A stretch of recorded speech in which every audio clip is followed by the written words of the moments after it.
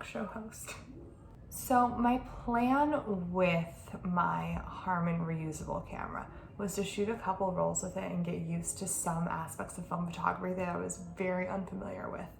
Loading and unloading film, only having one shot, basic composition. And so that's what I did. I took 3 rolls on that camera, and of the 3 rolls, I got only a handful of shots that I was happy with.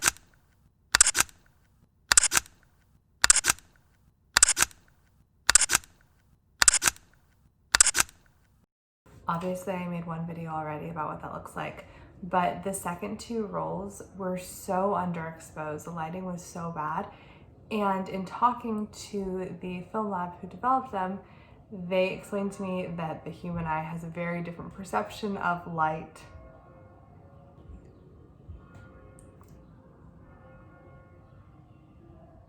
It's high noon on a Sunday in Brooklyn, so that's what you get. The film lab explained to me that the human eye takes in light very differently than a camera, and so while something might look really well lit to me naturally, it's not, and the camera can't read that.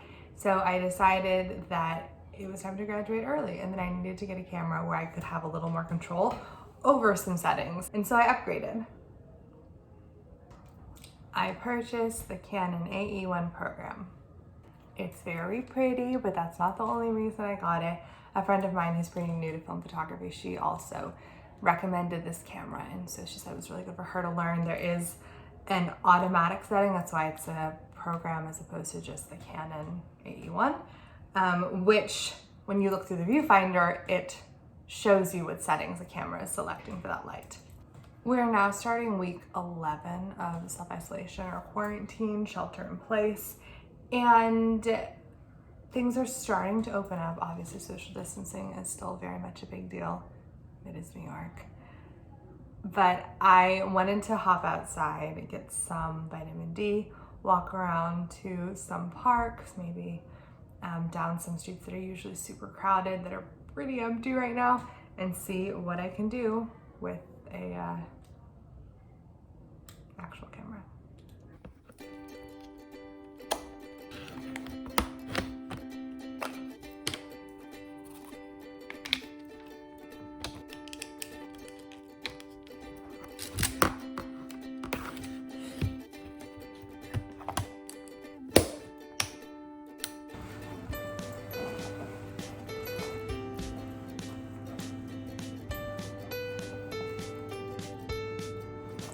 All right, let's go.